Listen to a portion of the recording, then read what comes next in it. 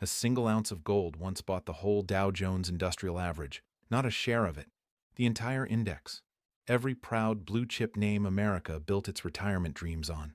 And you could have swapped the lot of it for a single gold coin small enough to close your hand around.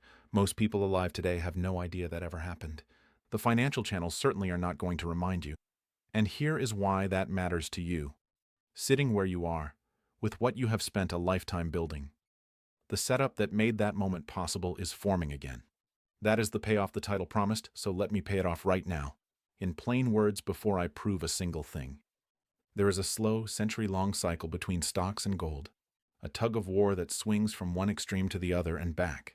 And by the honest measure that tracks it, we appear to be in the early part of a turn that has only fully played out a couple of times in living memory. This is a real, defensible case. It is not a guarantee, it is not a promised price, and it is not personal financial advice, but it is the biggest structural setup I have watched form in a very long time, and I want you to understand it before the crowd does. The measure I'm talking about is simple enough that you can carry it in your head for the rest of your life. You take the level of the Dow, the flagship American stock index, and you divide it by the price of an ounce of gold. That single number tells you how many ounces of gold it takes to buy the stock market. When stocks are loved and gold is forgotten, that number climbs high. When stocks are hated and gold is treasured, that number collapses toward the ground. It is not a prediction. It is a thermometer. And the reason the big banks and the financial media do not want you looking at it is that it strips the story back to something they cannot spin. What is your money actually worth when you measure it in something that cannot be printed? Go back to the peak of the last great gold bull market. At that moment, after a decade of inflation had gutted the dollar and terrified an entire generation of savers, the number fell all the way down to roughly 1 ounce of gold to buy the whole Dow. Stocks had been left for dead. Gold was the only thing anyone trusted, and the two prices met at the floor. That was not a normal market. That was the bottom of a cycle, the point of maximum fear and maximum opportunity. Though of course nobody ringing a bell told the ordinary saver that at the time.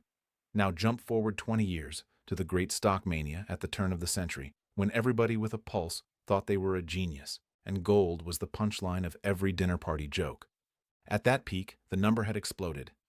It took not 1 ounce but dozens of ounces of gold to buy that same Dow. Gold had been so thoroughly abandoned that central banks were selling it, and stocks had been bid so high that people genuinely believed the old rules had been repealed. That was the top of the cycle, the mirror image of the bottom. And here is the part that should make you sit up. From that extreme, over the years that followed, gold did not just recover. It went on a run that humiliated the very people who had mocked it.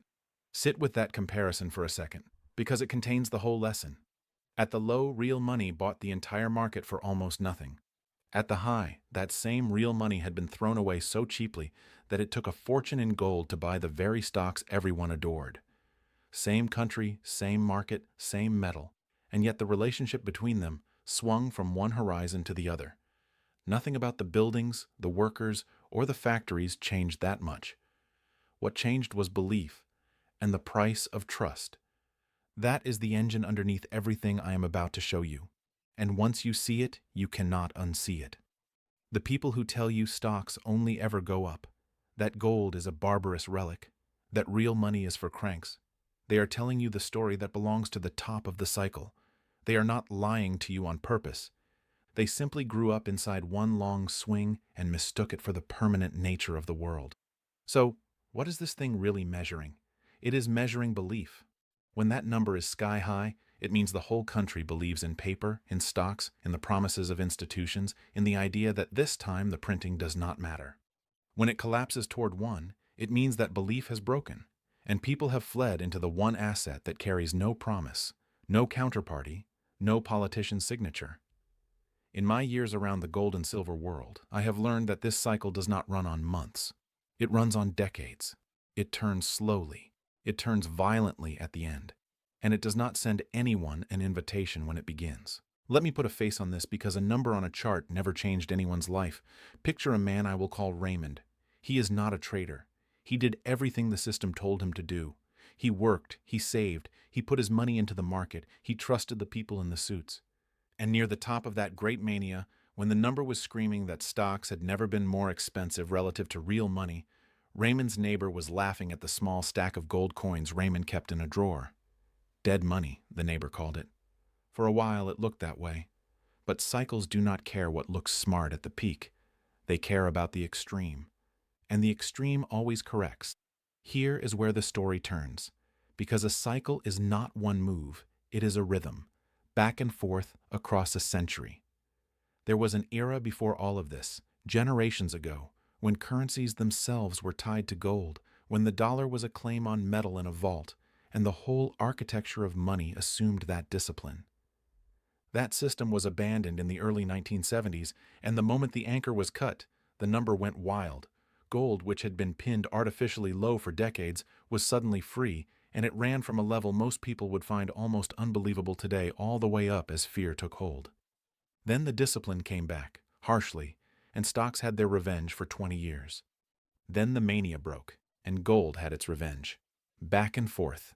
Fear, then greed, then fear again. And each swing lasted about a generation, which is exactly why almost nobody recognizes it while they are living inside one. Which brings us to now, and to why I told you at the very start that the biggest setup in a very long time is forming. Gold is trading near record highs, not down in the forgotten basement of the cycle, but up near the top of its own history.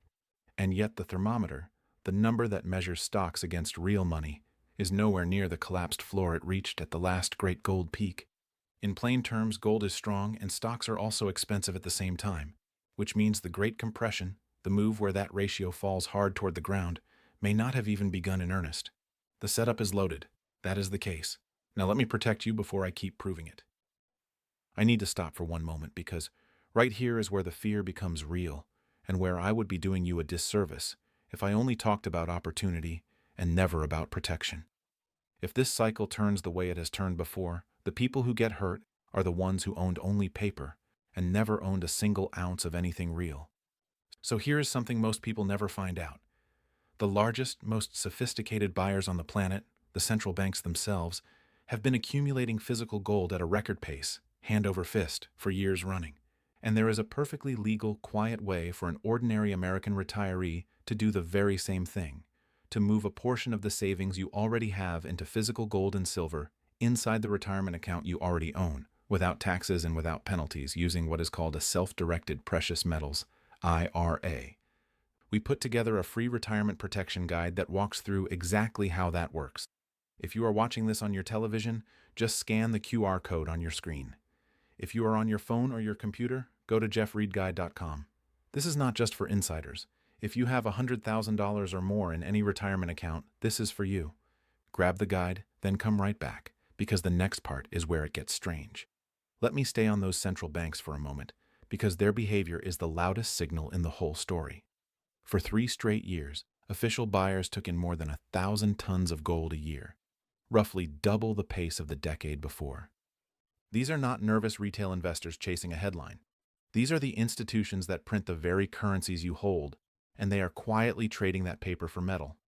It went so far that gold recently overtook the euro to become the second largest reserve asset held by central banks anywhere on Earth, sitting behind only the US dollar. Think about what that means. The people who manage the world's money have decided that an ancient, boring, yieldless metal deserves a bigger seat at the table than one of the largest currencies on the planet. When the house is buying, you might want to ask why the financial media keeps telling you the house's product is a relic. And there is a reason the buying accelerated, a specific event that changed the psychology of every reserve manager on Earth. A few years ago, a major power had a large chunk of its foreign reserves frozen, locked away, made unusable, essentially with the flip of a switch. Every other central bank watched that happen and drew the same cold conclusion. Reserves you hold as someone else's promise can be taken. Gold sitting in your own vault cannot be frozen, cannot be switched off, cannot be sanctioned into nothing. I am not making a political point, I am making a plumbing point. The moment safety itself became conditional, the demand for the one unconditional asset went up, and it has not come back down. And if you want proof that governments understand exactly how powerful this metal is, look at what they have done when the cycle threatened them. There was a time, generations ago, when 8 nations pooled their reserves and spent them down trying to hold gold at a fixed, artificially low price, defending the illusion that paper and metal were the same. They burned through their gold trying to keep the number from moving, and then they gave up, because you cannot hold a price against the truth forever. In another era, a president simply revalued the dollar against gold overnight by decree, in a single stroke wiping out a huge slice of the currency's worth so that the metal was suddenly priced far higher. Ordinary savers went to bed one night and woke up poorer in real terms, and there was nothing they could do about it. I tell you these things not to frighten you, but to make one point land. Every time the pressure builds in this cycle, the people in charge reach for the paper, and the metal wins anyway. The rules can be changed against you. The one asset that sits outside those rules is the one they keep quietly buying for themselves. Now here is the part that actually changes things, the part almost nobody on the financial channels will explain to you. For decades, there was an iron rule that gold traders lived by. When real interest rates rose, gold was supposed to fall because a metal that pays you nothing looks worse when bonds pay you more. That rule held for a very long time. And recently, it broke. Gold climbed even as real yields stayed high, which by the old textbook should have been impossible. When a correlation that reliable snaps, it is telling you the market has stopped trading on the old story and started trading on a new one. And that new story has a name the mainstream is only now whispering: fiscal dominance. The fear is no longer just inflation. It is the sheer weight of government debt and deficits, the question of whether the paper itself is sound. That is a very different, very old kind of fear, and it is exactly the fear that drives that stocks to gold number toward the floor. Now let me be honest with you, because a man who only tells you the upside is a man you should not trust with your retirement. This is a case. It is not a certainty, and I am not going to insult you by pretending I know the day, the month, or even the year the Great Compression finishes. Cycles like this can take a long time to fully play out, and there is one real enemy of gold that has beaten it before. That enemy is a genuine, sustained, positive, real return, the kind engineered a couple of generations ago when a determined central banker pushed interest rates to punishing highs and broke gold's back for 2 decades. If that discipline returns in full force, if the paper is truly defended at any cost, this thesis slows down. I have seen this movie before, and that is how the greed half of the cycle begins. So I hold this view with conviction and with humility at the same time. And you should too. There is one more thing you need to understand about the difference between owning gold and owning a promise of gold, because it is the trap that catches people at exactly the wrong moment. Most of the gold that trades in the world does not trade as metal at all. It trades as paper, as contracts, as claims layered on top of claims, many times over the actual bars that exist. In calm times, nobody notices, because almost nobody asks to take delivery of the real thing. But cycles do not turn in calm times. They turn in the moment everyone reaches for safety at once, and that is precisely the moment a paper claim can fail you, when the promise turns out to be worth less than the metal it pretended to be. Raymond's neighbor, if he had owned gold at all, owned the idea of it on a screen. Raymond owned the coins in the drawer. When the pressure comes, and in this cycle it always eventually comes, that difference is not a technicality, it is everything. So what do you actually do with this, in your own account, as a real person and not a chart? I will give you principles, not a prescription, because your situation is yours alone. First, own the real thing, not a paper claim on it, because the whole lesson of this cycle is the difference between a promise and a possession. Second, size your position so that no shakeout, no scary week, no ugly headline can ever force you to sell at the bottom, because the people who get destroyed in these turns are the ones forced out at the worst possible moment. Third, think in the time frame the cycle actually runs on, which is years, not sessions. Raymond's coins looked like dead money for a while, remember? Then the extreme corrected, as it always does, and the neighbor stopped laughing. And this is the recognition moment, the thing I most want you to feel before you go. The smartest money on earth already sees this. The central banks are already positioned, already buying, already trading their paper for metal at a record pace.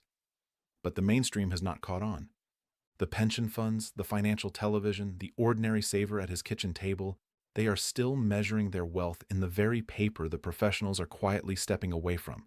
And that is precisely the point. By the time this leads every news segment, by the time every advisor is recommending it, by the time it is obvious to everyone, the easy part will already be behind us. Nobody is going to call you and tell you the cycle has turned. Nobody sends you an invitation. You either understand it early or you find out late, which is why I want to make you one honest offer before we finish.